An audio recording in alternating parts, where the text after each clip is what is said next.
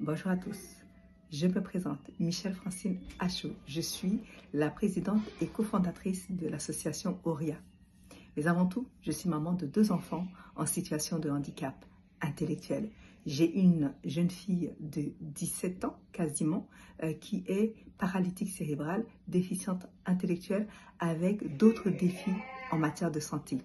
Et puis, j'ai un jeune garçon de 11 ans quasiment qui lui est déficient intellectuel avec une quadriparésie spastique et d'autres défis.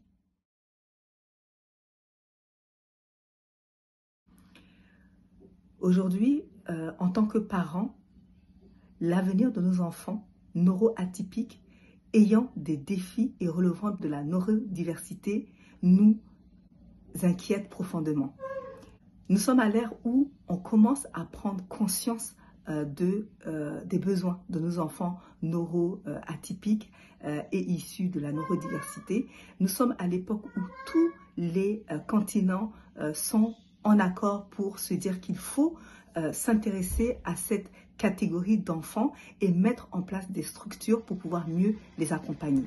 Nous sommes également à l'ère où tous les pays sont conscients que aujourd'hui, pour que nos enfants ayant des besoins spécifiques puissent évoluer de façon sécuritaire et égalitaire, il faut mettre en place des structures. Pour ce qui est de nos pays d'Afrique, le constat est de même. Et nos États sont conscients qu'il faut mettre en place des structures pour pouvoir accompagner nos enfants issus de la neurodiversité. Le constat est que dans tous les États d'Afrique qui sont pleinement conscients de l'accompagnement des enfants à besoins particuliers, il y a des efforts qui sont faits. Aujourd'hui, en tant que parent d'enfants en situation de handicap, mais surtout en tant que présidente d'une association qui œuvre en Afrique, principalement en Côte d'Ivoire, je me rends bien compte que chaque institution dédiée à l'enfance met des chartes en place pour pouvoir accompagner ces enfants, pour pouvoir accompagner toutes les organisations désireuses d'aider ces enfants. Ce qu'il faudrait, c'est qu'il y ait une symbiose de toutes les énergies, que toutes les institutions qui travaillent avec les enfants ou qui travaillent avec les personnes en situation de handicap se mettent ensemble pour pouvoir mieux accompagner cette catégorie de personnes. On sait que l'union fait la force. On sait que c'est ensemble qu'on fait mieux évoluer les choses.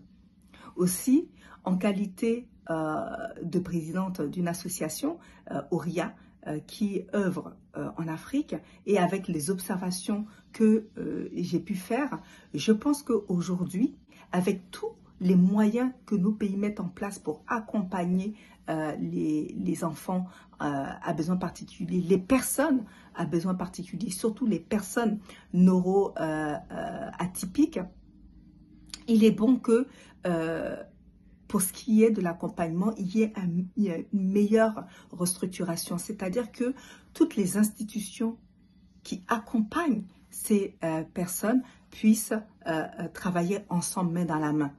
Par exemple, pour ce qui est des enfants, donc qui sont des élèves, de nos enfants issus de la neurodiversité, donc nos enfants autistes, nos enfants trisomiques, nos enfants paralytiques cérébraux avec de la déficience intellectuelle, il est bon que les différentes institutions, que ce soit du point de vue éducation, du point de vue de la prime enfance, du point de vue de la santé, puissent se mettre ensemble pour faire un projet commun, efficace, d'accompagnement de cette catégorie d'enfants.